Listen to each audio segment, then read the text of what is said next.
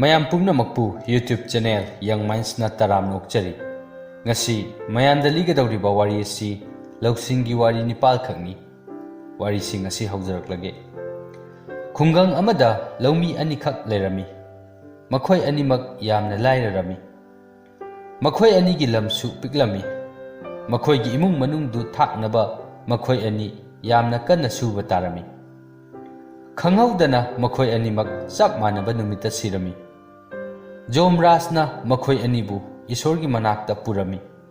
Isorna makhoi anida hangi. Nakhoi ani punsida kari ningba thunglaktabage. Isorgi wahangdu ahanba laumiduna khumlami.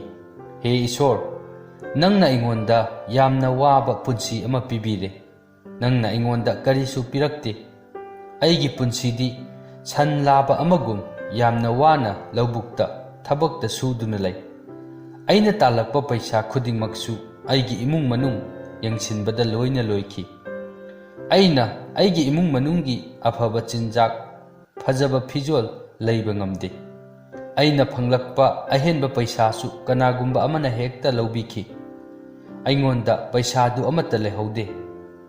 Magi paukhum adu taraga Isorna mangonda hairaki. Nang haujik kari pambage. Mathangi punsida aina nangonda kari piyuge. Maduda laumi aduna khumai. He Isor, aina kanagumba amatada karigumba amatta pidanaba khara tawbiyu. Aina maikei pumnamaktagi paisa phangba oijage. Madu hairaga laumi adu tuminna leirami. Isorna makha taraki. Fare. Aina nangna pambado pibirani. Adudagi laumidu Isorgi manaktagi chatki. Mathangdi anisuba laumi adugi pali tarami. Isorna mangonda hangi. He nupa, nangi punsida karidi ningba thunglaktabage. Maduda laumi aduna makhut anidu. Lonaduna Isorda hairaki. He Isor, nangna ingonda aigi darkar leiba pumnamak pibiki. Nangna ingonda afaba imung ama lam apikpa amaga pibiki. Aigi imung manungbusu saba thakpa wathan bikide. Aigi imung manungna nong mata chara henduna tumlakte. Adubu aigi punsida awatpa amadi laiki. Aina madugidamak nungaite. Haujik phauba nungaite. Karigumba matamda aigi yumda aram khorangba miwai laktuna aingonda chanaba khara pibinaba haije.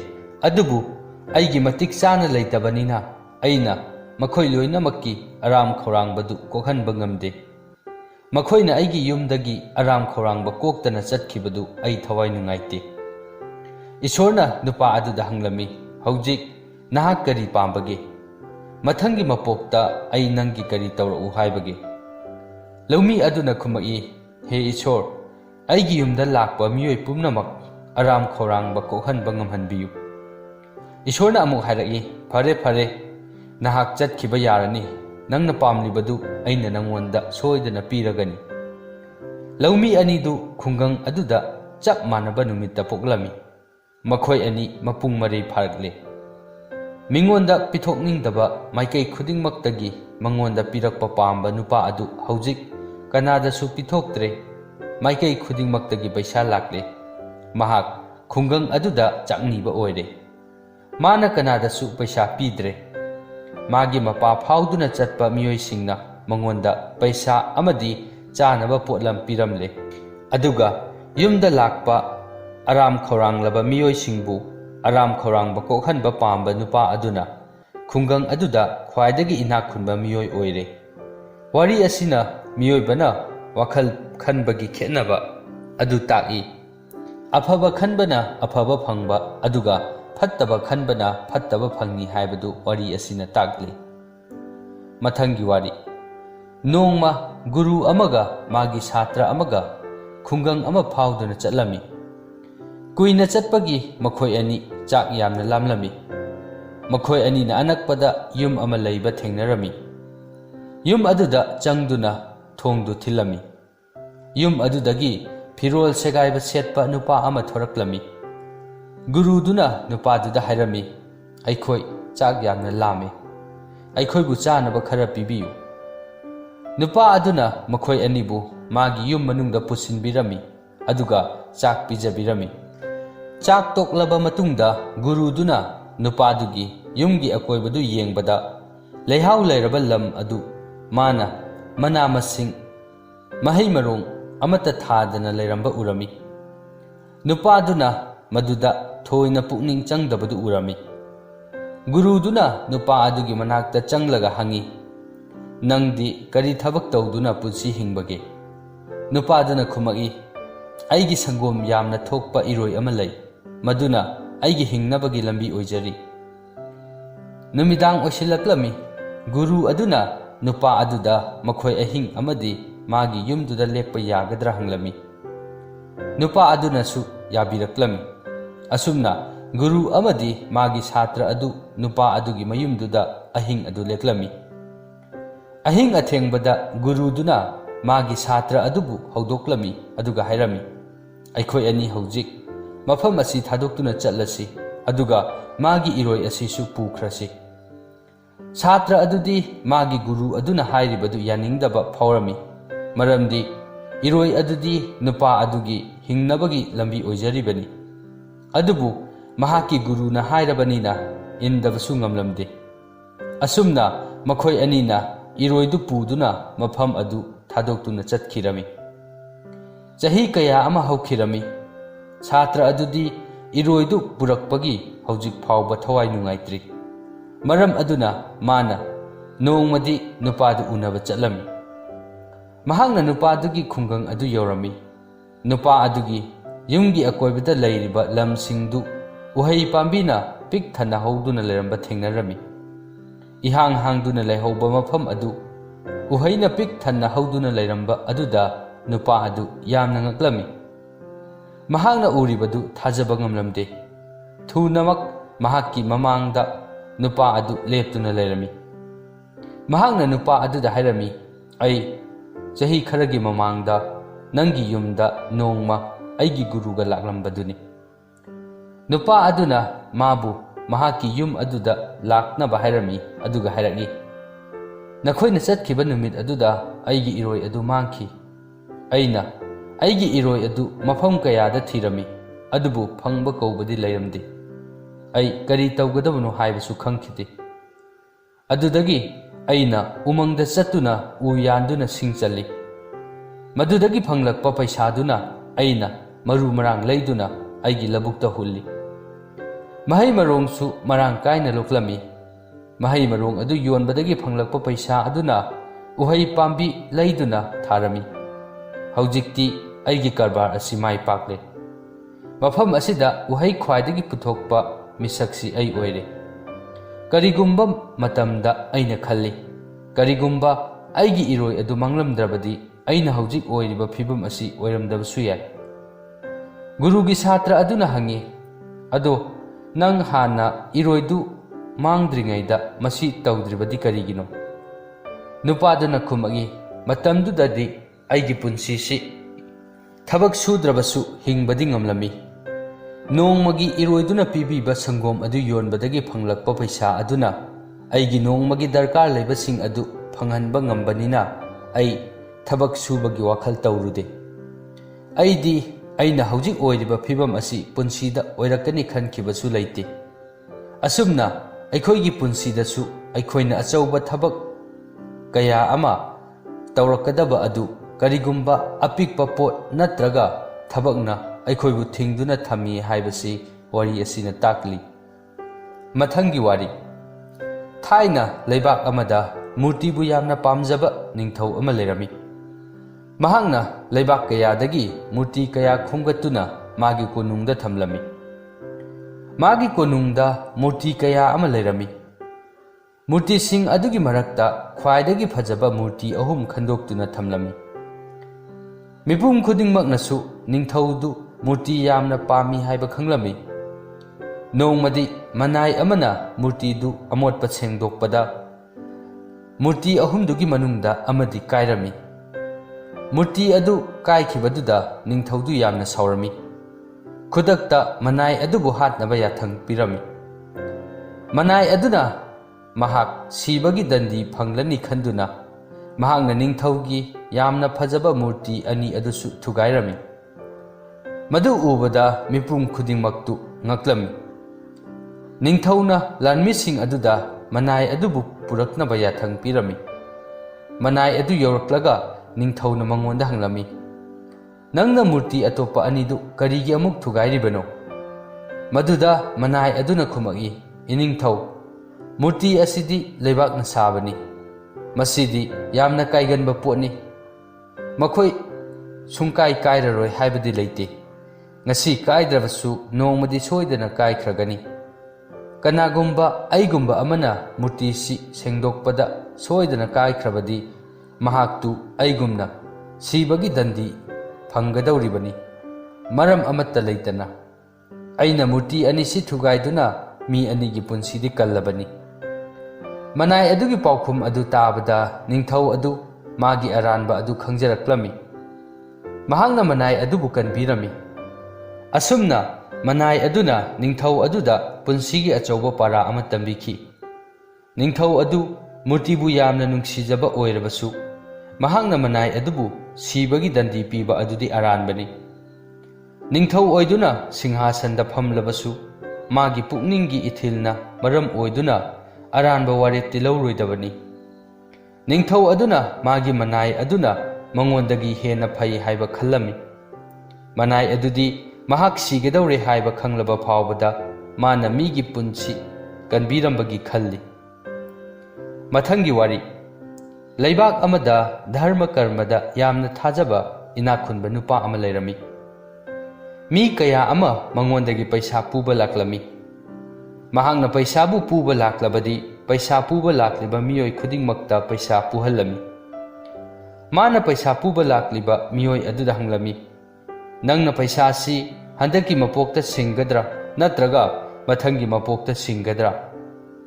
ꯄꯨꯛꯆꯦꯜ ꯁꯦꯡꯕ ꯃꯤꯑꯣꯏꯁꯤꯡꯅ ꯃꯥꯒꯤ ꯄꯩꯁꯥꯗꯨ ꯍꯟꯗꯛꯀꯤ ꯃꯄꯣꯛ ꯑꯁꯤꯗ ꯁꯤꯡꯒꯅꯤ ꯍꯥꯏꯔꯝꯃꯤ꯫ ꯑꯗꯨꯒ ꯃꯕꯨꯛ ꯁꯦꯡꯗꯕ ꯀꯥꯡꯕꯨꯅ ꯏꯅꯥꯛ ꯈꯨꯟꯕ ꯅꯨꯄꯥ ꯑꯗꯨꯗ ꯅꯣꯛꯁꯤꯟꯕꯤꯔꯝꯃꯤ ꯑꯗꯨꯒ ꯃꯊꯪꯒꯤ ꯃꯄꯣꯛꯇ ꯁꯤꯡꯒꯅꯤ ꯍꯥꯏꯔꯝꯃꯤ꯫ ꯅꯣꯡꯃꯗꯤ ꯍꯨꯔꯥꯟꯕ ꯑꯃꯈꯛ ꯏꯅꯥꯛ ꯈꯨꯟꯕ ꯅꯨꯄꯥ ꯑꯗꯨꯗꯒꯤ ꯄꯩꯁꯥ ꯄꯨꯕ ꯂꯥꯛꯂꯝꯃꯤ꯫ ꯃꯥꯒꯤ ꯋꯥꯈꯜꯗꯤ ꯄꯩꯁꯥ ꯄꯨꯕ ꯅꯠꯇꯦ꯫ ꯃꯍꯥꯛꯀꯤ ꯃꯔꯨꯑꯣꯏꯕ ꯄꯥꯟꯗꯝꯗꯤ ꯏꯅꯥꯛ ꯈꯨꯟꯕ ꯅꯨꯄꯥ ꯑꯗꯨꯅ ꯄꯩꯁꯥ ꯊꯝꯂꯤꯕ ꯃꯐꯝꯗꯨ ꯈꯪꯗꯨꯅ ꯅꯨꯡꯗꯥꯡꯗ ꯂꯥꯛꯇꯨꯅ ꯏꯅꯥꯛ ꯈꯨꯟꯕꯒꯤ ꯄꯩꯁꯥꯗꯨ ꯍꯨꯔꯥꯟꯕꯅꯤ꯫ ꯍꯨꯔꯥꯟꯕ ꯑꯗꯨꯅ ꯏꯅꯥꯛ ꯈꯨꯟꯕ ꯅꯨꯄꯥ ꯑꯗꯨꯗ ꯃꯥꯒꯤ ꯄꯩꯁꯥ ꯑꯗꯨꯗꯤ ꯃꯊꯪ ꯃꯄꯣꯛꯇ ꯁꯤꯡꯒꯦ ꯍꯥꯏꯔꯝꯃꯤ꯫ ꯏꯅꯥꯛ ꯈꯨꯟꯕ ꯅꯨꯄꯥ ꯑꯗꯨꯅ ꯃꯥꯒꯤ ꯄꯩꯁꯥ ꯊꯝꯐꯝ ꯑꯗꯨꯗꯒꯤ ꯄꯩꯁꯥ ꯂꯧꯊꯣꯛꯇꯨꯅ ꯍꯨꯔꯥꯟꯕ ꯑꯗꯨꯗ ꯄꯤꯔꯝꯃꯤ꯫ ꯍꯨꯔꯥꯟꯕ ꯑꯗꯨꯅ ꯄꯩꯁꯥ ꯊꯝꯐꯝꯗꯨ ꯈꯪꯍꯧꯔꯝꯃꯤ꯫ ꯄꯩꯁꯥ ꯂꯩꯐꯝ ꯑꯗꯨ ꯈꯪꯕꯗꯨꯗ ꯃꯍꯥꯛ ꯌꯥꯝꯅ ꯅꯨꯡꯉꯥꯏꯖꯔꯝꯃꯤ꯫ ꯃꯍꯥꯛꯅ ꯏꯅꯥꯛ ꯈꯨꯟꯕꯒꯤ ꯄꯩꯁꯥ ꯑꯗꯨ ꯅꯨꯡꯗꯥꯡꯗ ꯍꯨꯔꯥꯟꯒꯦ ꯈꯜꯂꯝꯃꯤ꯫ ꯅꯨꯡꯗꯥꯡꯗ ꯃꯍꯥꯛ ꯏꯅꯥꯛ ꯈꯨꯟꯕ ꯅꯨꯄꯥ ꯑꯗꯨꯒꯤ ꯃꯅꯥꯛꯇ ꯂꯥꯛꯂꯝꯃꯤ꯫ ꯃꯍꯥꯛꯅ ꯏꯅꯥꯛ ꯈꯨꯟꯕ ꯅꯨꯄꯥ ꯑꯗꯨꯅ ꯇꯨꯝꯈꯤꯕꯗꯨ ꯁꯪꯒꯣꯟ ꯑꯃꯗ ꯂꯣꯠꯇꯨꯅ ꯉꯥꯏꯔꯝꯃꯤ꯫ ꯃꯍꯥꯛꯅ ꯁꯪꯒꯣꯟ ꯑꯗꯨꯗ ꯂꯩꯔꯤꯕ ꯏꯔꯣꯏꯁꯤꯡ ꯑꯗꯨꯒꯤ ꯃꯔꯛꯇ ꯂꯣꯠꯇꯨꯅ ꯂꯩꯔꯝꯃꯤ꯫ ꯈꯪꯍꯧꯗꯅ ꯃꯍꯥꯛꯅ ꯏꯔꯣꯏ ꯑꯅꯤꯈꯛ ꯋꯥꯔꯤ ꯁꯥꯟꯅꯔꯛꯄ ꯇꯥꯔꯝꯃꯤ꯫ ꯃꯍꯥꯛ ꯃꯈꯣꯏ ꯑꯅꯤꯅ ꯁꯥꯟꯅꯔꯤꯕ ꯂꯣꯟ ꯑꯗꯨ ꯈꯪꯕ ꯉꯝꯂꯝꯃꯤ꯫ ꯏꯔꯣꯏ ꯑꯃꯅ ꯑꯇꯣꯞꯄ ꯏꯔꯣꯏ ꯑꯃꯗ ꯍꯥꯏꯔꯝꯃꯤ, "ꯅꯪ ꯉꯁꯤꯗꯤ ꯂꯥꯛꯂꯦꯗꯅ?" ꯑꯇꯣꯞꯄ ꯏꯔꯣꯏ ꯑꯗꯨꯅ ꯑꯃꯨꯛ ꯈꯨꯝꯃꯛꯏ, "ꯍꯣꯏ, ꯑꯩ ꯉꯁꯤꯗꯤ ꯏꯅꯥꯛ ꯈꯨꯟꯕ ꯅꯨꯄꯥ ꯑꯁꯤꯒꯤ ꯁꯪꯒꯣꯟ ꯑꯁꯤꯗ ꯑꯃꯨꯛ ꯂꯥꯛꯂꯦ꯫ ꯅꯪꯗꯤ ꯃꯐꯝ ꯑꯁꯤꯗ ꯂꯩꯔꯛꯄ ꯀꯌꯥꯝ ꯀꯨꯏꯔꯕꯒꯦ?"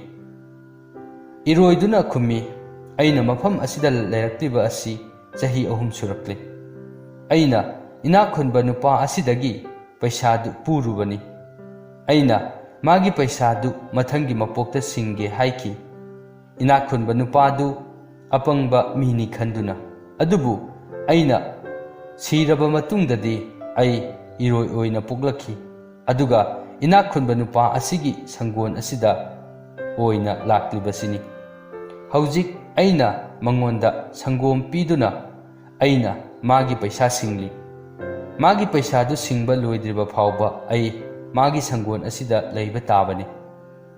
ꯍꯨꯔꯥꯟꯕ ꯑꯗꯨꯅ ꯏꯔꯣꯏ ꯑꯅꯤꯅ ꯋꯥꯔꯤ ꯁꯥꯔꯤꯕꯗꯨ ꯌꯥꯝꯅ ꯃꯨꯟꯅ ꯇꯥꯔꯝꯃꯤ꯫ ꯃꯍꯥꯛꯅ ꯄꯩꯁꯥꯗꯨ ꯄꯨꯔꯕꯗꯤ ꯃꯗꯨ ꯁꯣꯏꯗꯅ ꯁꯤꯡꯒꯗꯕꯅꯤ ꯈꯜꯂꯝꯃꯤ꯫ ꯃꯍꯥꯛꯅ ꯏꯅꯥꯛ ꯈꯨꯟꯕ ꯅꯨꯄꯥ ꯑꯗꯨꯗꯒꯤ ꯄꯨꯔꯨꯕ ꯄꯩꯁꯥ ꯑꯗꯨ ꯍꯟꯗꯛꯀꯤ ꯃꯄꯣꯛ ꯑꯁꯤꯗ ꯅꯠꯇ꯭ꯔꯒ ꯃꯊꯪꯒꯤ ꯃꯄꯣꯛꯇ ꯁꯤꯡꯒꯗꯕꯅꯤ ꯈꯜꯂꯝꯃꯤ꯫ ꯑꯁꯨꯝꯅ ꯈꯜꯂꯗꯨꯅ ꯃꯥꯅ ꯃꯊꯪꯒꯤ ꯑꯌꯨꯛꯇ ꯏꯅꯥꯛ ꯈꯨꯟꯕ ꯅꯨꯄꯥ ꯑꯗꯨꯒꯤ ꯃꯅꯥꯛꯇ ꯆꯠꯇꯨꯅ ꯃꯥꯅ ꯄꯨꯔꯨꯕ ꯄꯩꯁꯥꯗꯨ ꯁꯤꯡꯗꯣꯛꯂꯝꯃꯤ꯫ ꯋꯥꯔꯤ ꯑꯁꯤꯅ ꯍꯥꯏꯅꯤꯡꯂꯤꯕꯗꯤ ꯑꯩꯅ ꯇꯧꯔꯨꯕꯅ ꯑꯩꯅ ꯐꯪꯏ ꯍꯥꯏꯕꯗꯨꯅꯤ꯫ ꯃꯊꯪꯒꯤ ꯋꯥꯔꯤ꯫ ꯅꯣꯡꯃ ꯁꯥꯙꯨ ꯑꯃꯅ ꯇꯨꯔꯦꯜ ꯃꯄꯥꯟꯗ ꯐꯝꯗꯨꯅ ꯂꯩꯔꯤꯉꯩꯗ ꯅꯍꯥ ꯄꯥꯈꯪ ꯑꯃꯅ ꯇꯨꯔꯦꯜꯗꯨꯒꯤ ꯃꯅꯥꯛꯇ ꯂꯥꯛꯇꯨꯅ ꯇꯨꯔꯦꯜꯗꯨꯗ ꯆꯣꯡꯊꯗꯨꯅ ꯊꯋꯥꯏ ꯊꯥꯒꯤ ꯇꯧꯔꯝꯃꯤ꯫ ꯃꯗꯨ ꯎꯕꯗ ꯁꯥꯙꯨ ꯑꯗꯨꯅ ꯄꯥꯈꯪ ꯃꯆꯥ ꯑꯗꯨꯗ ꯍꯥꯏꯔꯝꯃꯤ, "ꯅꯨꯄꯥ ꯃꯆꯥ, ꯅꯪꯅ ꯇꯧꯔꯤꯕꯗꯨ ꯀꯔꯤꯅꯣ?"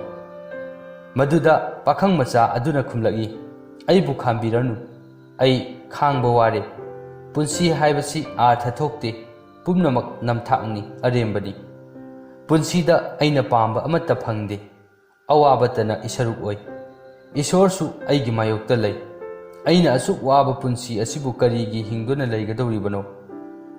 ꯃꯗꯨꯗ ꯁꯥꯙꯨ ꯑꯗꯨꯅ ꯍꯥꯏꯔꯝꯃꯤ, "ꯉꯥꯏꯈꯣ, ꯅꯍꯥꯛ ꯅꯣꯡꯃꯇꯪꯒ ꯍꯤꯡꯈꯣ꯫ ꯉꯁꯤ ꯁꯤꯈꯤꯅꯨ, ꯍꯌꯦꯡ ꯑꯣꯏꯅ ꯁꯤꯔꯣ꯫ ꯅꯪꯒꯤꯅꯤ ꯍꯥꯏꯕꯗ ꯀꯔꯤꯁꯨ ꯂꯩꯇꯦ ꯍꯥꯏꯕ ꯅꯠꯇ꯭ꯔꯣ?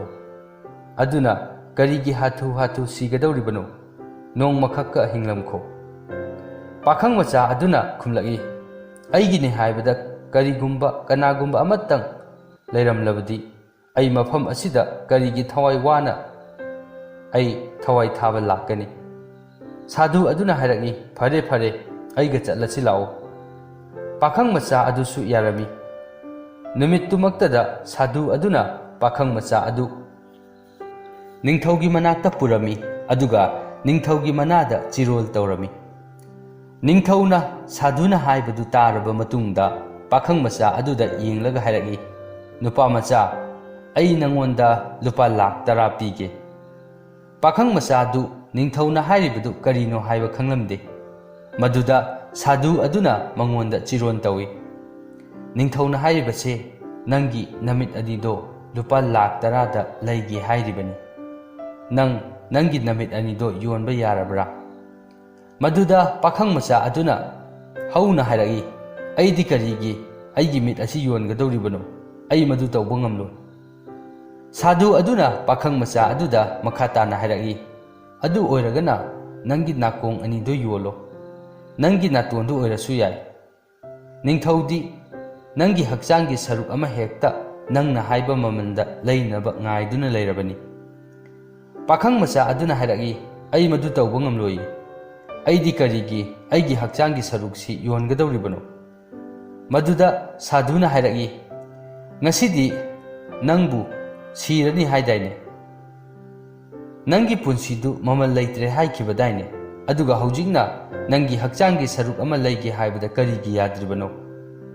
ꯄꯥꯈꯪ ꯃꯆꯥꯗꯨ ꯋꯥ ꯉꯥꯡꯂꯝꯗꯦ꯫ ꯃꯍꯥꯛꯅ ꯃꯥꯒꯤ ꯄꯨꯟꯁꯤꯒꯤ ꯃꯃꯜ ꯑꯗꯨ ꯈꯪꯖꯔꯛꯂꯝꯃꯤ꯫ ꯋꯥꯔꯤ ꯑꯁꯤꯅ ꯇꯥꯛꯂꯤꯕ ꯑꯁꯤ ꯑꯩꯈꯣꯏ ꯃꯤꯑꯣꯏꯕꯒꯤ ꯄꯨꯟꯁꯤ ꯑꯁꯤ ꯃꯃꯜ ꯌꯥꯝꯅ ꯌꯥꯝꯃꯤ ꯍꯥꯏꯕꯗꯨ ꯇꯥꯛꯂꯤꯕꯅꯤ꯫ ꯃꯊꯪꯒꯤ ꯋꯥꯔꯤ꯫ ꯇꯨꯔꯦꯜ ꯃꯅꯥꯛ ꯑꯃꯗ ꯈꯨꯡꯒꯪ ꯑꯃꯈꯛ ꯂꯩꯔꯝꯃꯤ꯫ ꯃꯐꯝ ꯑꯗꯨꯗ ꯂꯩꯔꯤꯕ ꯃꯤꯁꯤꯡ ꯑꯗꯨ ꯌꯥꯝꯅ ꯅꯨꯡꯉꯥꯏꯔꯝꯃꯤ꯫ ꯃꯐꯝ ꯑꯗꯨꯗ ꯂꯥꯏꯁꯪ ꯑꯃꯈꯛꯁꯨ ꯂꯩꯔꯝꯃꯤ꯫ ꯂꯥꯏꯁꯪ ꯑꯗꯨꯗ ꯃꯤꯌꯥꯝꯗꯨ ꯂꯥꯏ ꯈꯨꯔꯨꯝꯕ ꯍꯦꯛ ꯆꯠꯂꯝꯃꯤ꯫ ꯅꯣꯡꯖꯨ ꯊꯥ ꯑꯃꯗꯗꯤ ꯅꯣꯡ ꯀꯟꯅ ꯆꯨꯕꯗꯒꯤ ꯇꯨꯔꯦꯜꯗꯨ ꯄꯥꯊꯣꯛꯇꯨꯅ ꯈꯨꯡꯒꯪ ꯑꯗꯨ ꯏꯁꯤꯡꯅ ꯊꯨꯝꯕ ꯍꯧꯔꯛꯂꯝꯃꯤ꯫ ꯐꯤꯚꯝ ꯑꯗꯨꯗꯗꯤ ꯃꯌꯥꯝꯗꯨ ꯈꯨꯡꯒꯪꯗꯨ ꯊꯥꯗꯣꯛꯇꯨꯅ ꯁꯥꯐꯒꯗꯕ ꯃꯐꯝꯗ ꯆꯠꯄ ꯍꯧꯅꯔꯛꯂꯝꯃꯤ꯫ ꯅꯨꯄꯥ ꯑꯃꯅ ꯂꯥꯏꯁꯪꯗ ꯆꯦꯜꯂꯛꯇꯨꯅ ꯄꯨꯔꯣꯍꯤꯠ ꯑꯗꯨꯗ ꯏꯁꯤꯡ ꯏꯆꯥꯎ ꯑꯗꯨꯒꯤ ꯃꯔꯝꯗ ꯇꯝꯂꯝꯃꯤ꯫ ꯃꯍꯥꯛꯅ ꯂꯥꯏꯁꯪꯒꯤ ꯄꯨꯔꯣꯍꯤꯠ ꯑꯗꯨꯗ ꯍꯥꯏꯔꯝꯃꯤ, "ꯄꯨꯔꯣꯍꯤꯠ, ꯑꯩꯈꯣꯏꯒꯤ ꯌꯨꯝꯗ ꯏꯁꯤꯡ ꯆꯪꯕ ꯍꯧꯔꯛꯂꯤ꯫ ꯌꯥꯝꯅ ꯊꯨꯅ ꯂꯥꯏꯁꯪ ꯑꯁꯤꯗꯁꯨ ꯏꯁꯤꯡꯅ ꯊꯨꯝꯖꯤꯜꯂꯛꯂꯅꯤ꯫ ꯈꯨꯡꯒꯪ ꯑꯁꯤꯒꯤ ꯃꯤꯁꯤꯡꯁꯨ ꯃꯐꯝ ꯑꯁꯤ ꯊꯥꯗꯣꯛꯇꯨꯅ ꯆꯠꯅꯕ ꯍꯧꯔꯛꯂꯕꯅꯤ꯫ ꯈꯔ ꯂꯩꯔꯒꯗꯤ ꯈꯨꯡꯒꯪ ꯑꯁꯤ ꯏꯁꯤꯡꯅ ꯊꯨꯝꯈ꯭ꯔꯅꯤ꯫ ꯃꯔꯝ ꯑꯗꯨꯅ ꯅꯍꯥꯛꯁꯨ ꯑꯩꯈꯣꯏꯒ ꯂꯣꯏꯅꯅ ꯆꯠꯈ꯭ꯔꯁꯤ." ꯃꯗꯨꯗ ꯄꯨꯔꯣꯍꯤꯠ ꯑꯗꯨꯅ ꯍꯥꯏꯔꯛꯏ, "ꯅꯈꯣꯏ ꯆꯠꯈ꯭ꯔꯣ, ꯑꯩꯗꯤ ꯃꯐꯝ ꯑꯁꯤꯗ ꯏꯁꯣꯔꯒꯤ ꯁꯦꯕꯥ ꯇꯧꯗꯨꯅ ꯂꯩꯍꯧꯔꯒꯦ꯫ ꯑꯩꯒꯤꯗꯤ ꯀꯔꯤꯁꯨ ꯈꯜꯂꯨꯅꯨ꯫ ꯏꯁꯣꯔꯅ ꯑꯩꯕꯨ ꯁꯣꯏꯗꯅ ꯀꯟꯕꯤꯒꯅꯤ꯫ ꯑꯩꯅ ꯏꯁꯣꯔꯕꯨ ꯆꯦꯠꯅ ꯊꯥꯖꯩ꯫ ꯑꯩꯅ ꯏꯁꯣꯔꯕꯨ ꯁꯦꯕꯥ ꯇꯧꯖꯔꯛꯂꯤꯕꯁꯤ ꯃꯇꯝ ꯀꯌꯥꯒꯤ ꯃꯃꯥꯡꯗꯒꯤꯅꯤ꯫ ꯑꯩꯗꯤ ꯃꯥꯅ ꯑꯩꯕꯨ ꯀꯟꯕ ꯂꯥꯛꯇ꯭ꯔꯤꯕ ꯃꯈꯩ ꯑꯩꯅ ꯂꯥꯏꯁꯪ ꯑꯁꯤ ꯊꯥꯗꯣꯛꯇꯨꯅ ꯆꯠꯂꯣꯏ꯫ ꯅꯍꯥꯛ ꯆꯠꯈ꯭ꯔꯣ." ꯅꯨꯄꯥ ꯑꯗꯨꯅ ꯄꯨꯔꯣꯍꯤꯠ ꯑꯗꯨꯗ ꯍꯟꯖꯤꯟ ꯍꯟꯖꯤꯟ ꯍꯥꯏꯔꯕꯁꯨ ꯄꯨꯔꯣꯍꯤꯠ ꯑꯗꯨꯅ ꯌꯥꯗꯕꯗꯒꯤ ꯃꯍꯥꯛ mafam adu thadokuna chatkre. Thunamak laisangdu isingna thumjilaklami. Magi khwang yauba makai isingdu thumjilaklami. Purohit adu laisangdugi awangba mafamda kakhatuna lairami. Adudagi nupa ama hi tongduna laisang mapa adu phauduna laklami. Mahangna purohit aduda hairaki. Laisangdu isingna thumjille. Aiga loinana safagadaba mafam amada chatlasi lao. Laglo aigi hi asida kakhalago. Handaksu purohit aduna mamangda mana nupa amada khumkiba aduga chap manana khumlami. Asumna hi tongba nupa adusu mafamdu thadoktuna chatkirami. Ngaihak leiragadi laisangdu isingna pumthum thumjilami. Upai leitraduna purohit adu laisang adugi matonda kaba tarami. Mahakti Isorbu magi manakta laktuna mabu kanbinaba khoirambadi leblamdi. Thunamak mi thiba lakpa helicopter ama laisang adugi manakta pairaklami. Helicopter adudagi kairak ama thadaraktuna purohit aduda helicopter aduda kakhalaknaba hairami. Handaksu purohit aduna hanagumna chap manana khumduna helicopter adu mafam adu thadoktuna paikhre. Ngaihak leiragadi laisang adugi matuan adusu thumjilakadaure. Haujikti purohit aduna magi makok adu ising mathakta thingatuna leire. Mahak yamna wana leire. Mahakna Isorda wakalami. He Isor, aina nangbu punsi chuppagi ningjaduna seba tawduna laksabani. Aina di nangbu yamna thajabani. Adubu nangdi aigi punsibu kanbiba karigi laktribano. Khudakta atiyadagi khonjel amana lautharai. He nupa, aina nangbu kanba ahumlak lakrabani. Aina nangi nanakta chelaktuna mafamdu thadoktuna chatkhinaba haikrabani. Mathangda hi honba nupa amagi saktam lauduna nangbu lauba lakrabani. Maduda natana aina helicopter gi saktamda nangbu lauba lakrabani. Maduda natana aina helicopter gi saktamda nangbu lauba lakrabani. Aina lakpa khudingi nangdi chatsi amata yakide. Maduda aigi kari irano. Nangna aidi masak khangjadraga. Asumna aikhoigi punsidasu aikhoigi damak lakpa khudong chaba kaya ama aikhoina khangba ngamde. Aikhoina wakattuna talai. Wari asina taklibasi punsida lakliba khudong chaba adu masak khangu. Khudong chaba adu lauduna punsidu nungaina layu haibani. Mathangi wari Prithibigi phauraba Alexandriagi library adu mai thadokraba matungda lairik amakhakti mai chaktana lehorami. Lairaba nupa amana lairik adu phangduna magi mayumda puraklami. Lairik aduda yamna angakpa nung amagi maramda irami. Hairiba nung asi mamal yamna yamba nung amani. Nung asina chumnagi dhatu amabu sanada olhanba ngami. Lairik asida hairiba nung asi samudra khongbalda nung lising kayagi marakta taduna lai haina irami. Nung adubu thinabagi aronbadi nung asi thengbada sabung sabung tawi. Aduga chumnagi nungna thengbada ing lawi. Lairaba nupa asina nung asigi maramda parubadagi mahangna nung asi thiruge khalami. Mahangna magi laijaba pumnamaktu yontoklami aduga samudra khongbanda ten khanduna leirami. Mahangna nung khudingmakpu pai duna yenglami. Mahangna nung ama khungatuna yengi. Nungdu ingbadagi nungdu langthokke tawi.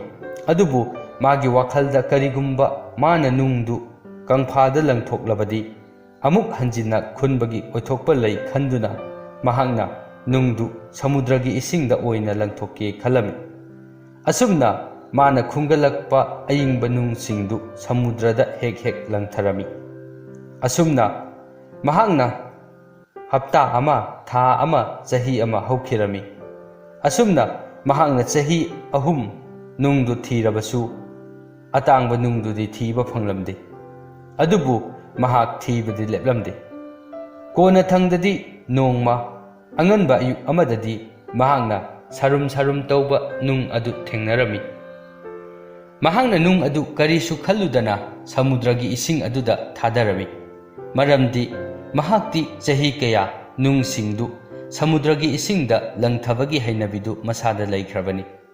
Maram aduna mahakna thiriba nung adu phanglaba phawbada mahakna khalludana mahakki hainabi aduna maram oiraga atangba nung adu samudrada langthakribani. Mathangi wari ningthau amana laisangda lai khurumba chatpa khudingi laisang adugi changphamda chakniba anikak nungtigi phamduna leramba thengnarami. Chakniba amana laisangdugi oiromda phamlami aduga atopa chakniba amana laisangdugi yetlomda phamlami.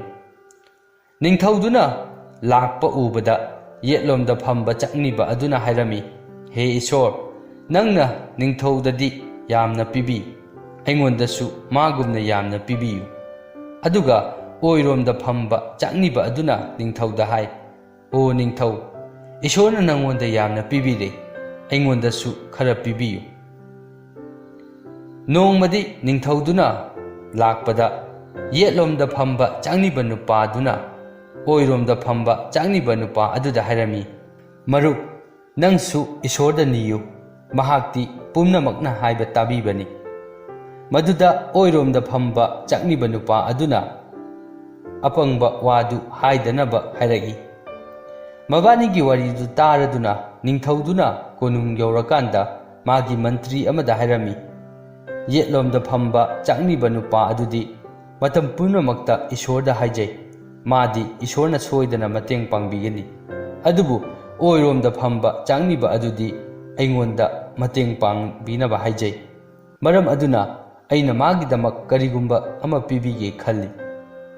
Maram aduna chapu amagi maningda sanagi senjik mayam hapo, aduga chapu adugi mathaktudana changna pik thana hapo, aduga chapu adu oiromda phamba chakniba nupa aduda piruso. Mantri aduna ningthauna pirakpa yathang adu pangthoklami. Chakniba nupa aduna chak pik thana yawba chapu adu phangbada yamna harauduna chaktu charami. Mahangna atopa chakniba nupa aduda yenglaga hairami, nangdi Ishorda adum haijabada Ishorna pibigani haidai. Tu yengu aigidi ningthauna pibirakle, haujikti nang khangledana. Ngayhak leiraga mana mabuk thanna charaga mahangna atopa chakniba nupa aduda magi chapuda lemhauriba chak adu chanaba chapu adu mangonda pirami, aduga hairami, apangba nangsu khara chawse. Mathangi ayukta ningthaudu laisangda laklami. Mahangna oiromda phamba chakniba nupa adudi hanagum mafam aduda phamduna leiramba thengnarami, aduga yetlomda phamba chakniba nupa adudi leiramba uramdi. Maduda ngakladuna ningthau aduna oiromda phamliba chakniba nupa aduda hanglami, aina nangonda ngarang pikhiba chakki chapu adu phangdabra? Maduda chakniba nupa aduna khumlami, yeningthau ai phangjai, chaktusu yamna hawi. Ningthauduna amuk makha tana hangi, aduga chapu adudi kadaida chatkre? Maduda chakniba nupa aduna khummi, aina chaktu puk thanna chathokaga arembadu aigi mayoknabada phamliba chakniba nupa aduda pikhre. Madu tabada ningthaudu mumun noklaga masa matanda khanjarami, mahakti Ishorna mateng pangkhredana. Wari si matang sida loisinjare, wari si libada soikhiba yaurabasu tabiriba pumnamakna ngakpinaba norupna haijari.